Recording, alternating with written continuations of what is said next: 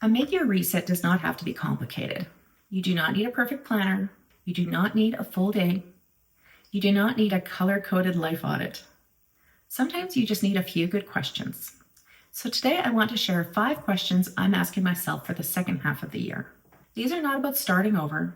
They are about using what the first half of the year already taught you. Because by this point in the year, we have evidence. We know what's worked. We know what drained us. We know what we keep avoiding. We know what mattered more than we expected. And we know what needs to change. So the first question is, what is actually working? I think this is important because when we do a reset, it is very easy to focus on what went wrong and what's not working and what we haven't achieved yet. What did not happen, what fell behind, what still feels messy. But there is usually something that is working. Maybe you built a habit. Maybe you finally started something. Maybe you got clear about what you want. Maybe you handled something differently. Maybe you created a better routine in your personal life or your professional life. Maybe you are not where you want to be yet, but you are not where you were either.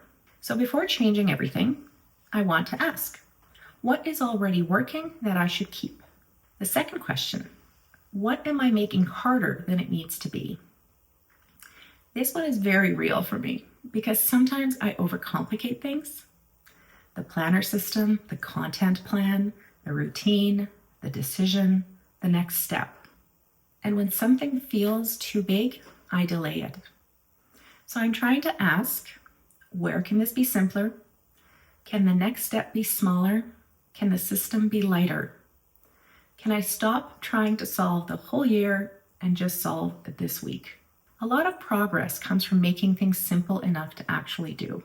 The third question is, what am I avoiding because it feels uncomfortable? This is usually where the truth lives. Sometimes we say we are confused, but really we are avoiding a decision. Sometimes we say we need more time, but really we need to send the email. Sometimes we say we need a better plan, but really we are scared of being judged. Sometimes we say we are not ready, but really we do not want to feel awkward at the beginning. So I want to ask myself honestly, what am I avoiding? And what is one small action I can take anyway? The fourth is, what do I want more of in my actual life?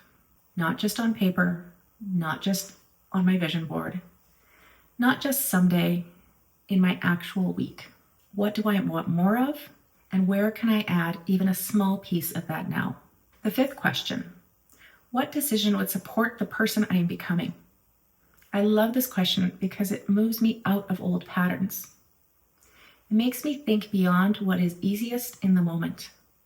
Not what would the overwhelmed version of me choose, not what would the scared version of me choose, not what would the version of me who wants a quick dopamine hit choose, but what would support the person I am becoming. That does not always mean the biggest decision.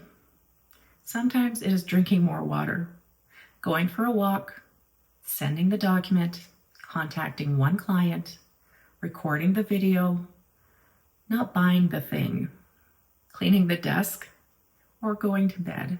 Make the appointment, choose the useful next action. So those are the 5 questions I'm asking myself for the second half of the year. What is working? What am I making harder than it needs to be? What am I avoiding? What do I want more of in my actual life? And what decision would support the person I am becoming? I think a good reset does not have to shame you. It should help you see clearly. And then move forward with a little more intention. I would love to know which of these questions you needed most today.